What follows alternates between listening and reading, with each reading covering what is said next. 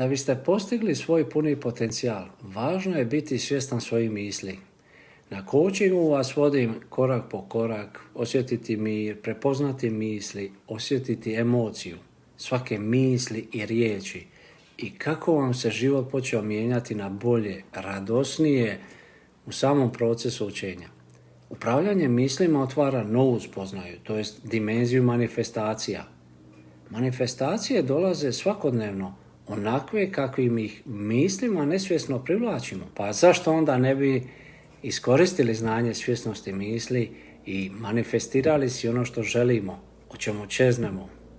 Trening je to, ali najbolji trening koji ste ikada radili. Želite li zaista probati? Ako smatrate da je ovo za vas, slobodno se prijavite za coaching. I tagirajte nekog kome bi bilo dobro da ovo čuje. Zdravi i veseli bili. Vaš trener.